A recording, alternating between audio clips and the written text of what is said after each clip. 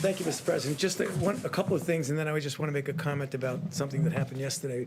You're going to hear from Dr. Birx soon about the numbers that we've been talking about, how things are starting to balance off. And I think the more as we go by each day, I think we're going to see, and again, I never like to get ahead of myself or of Dr. Birx, but it looks like even though we've had a really bad week last week, remember when I was speaking to you before, I was saying this was really a bad week. There's still going to be a lot of deaths, but we're starting to see in some areas now that kind of flattening, particularly in a place that was a hot spot like New York.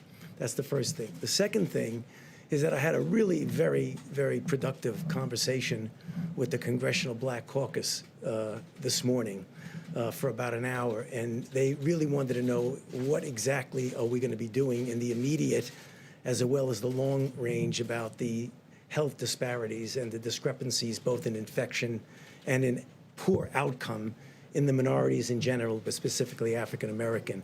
And I mean, I made it very clear to them that what we have to do is focus on getting the resources where the vulnerable are to be able to get testing done, to be able to get the appropriate identification where proper and where appropriate to isolate and contact trace if we can, but also to help mitigate in a community that is suffering and suffering much more disproportionately. So I just wanted to get that out of the way. The other point I wanted to make is that I had an interview yesterday that I was asked a hypothetical question. And hypothetical questions sometimes can get you into some difficulty because it's what would have or could have. The nature of the hypothetical question was if, in fact, we had mitigated earlier, could lives have been saved?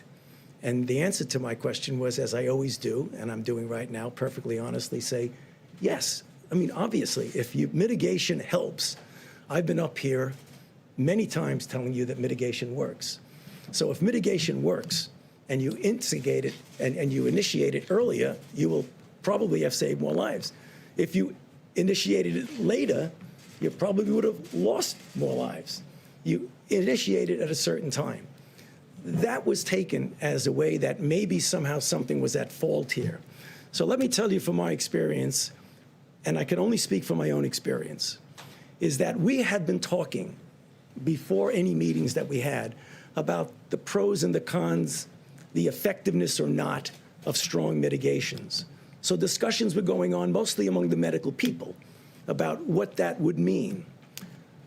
The first and only time that Dr. Birx and I went in and formally made a recommendation to the president to actually have a, quote, shutdown in the sense of not really shutdown, but to really have strong mitigation.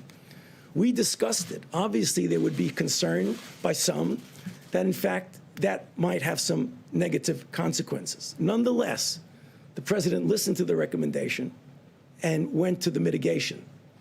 The next second time that I went with Dr. Birx into the president and said, 15 days are not enough. We need to go 30 days. Obviously, there were people who had a problem with that because of the potential secondary effects. Nonetheless, at that time, the president went with the health recommendations, and we extended it another 30 days. So I can only tell you what I know and what my recommendations were. But clearly, as happens all the time, there were interpretations of that response to a hypothetical question that I just thought it would be very nice for me to clarify because I didn't have the chance to clarify. Thank you. The date on that. Excuse me, the date. You know, to be honest with you, I don't even remember what the date was, but I can just tell you the first and only time that I went in and said we should do mitigation strongly, the response was, yes, we'll do it. And what did he do? Is that the travel restrictions? No, the travel restriction is separate. That was whether or not we wanted to go into a mitigation stage of 15 days of mitigation. The travel was another recommendation when we went in and said we probably should be doing that, and the answer was yes. And then another time was we should do it with Europe, and the answer was yes. And the next time we should do it with the UK, and the answer was yes. In this interview, you said there was pushback. Yeah. Where did that pushback come from? No, it wasn't, and that was the wrong choice of words. You know what it was? When people discuss, not necessarily in front of the president, when people discuss, they say, well, you know, this is going to have maybe a harmful effect on this or on that. So it was a poor choice of words. There wasn't anybody saying, no, you shouldn't do that. Are you doing this voluntarily or did the No, resident I'm doing it. advise you? Everything I do is voluntarily, please. Don't even imply that.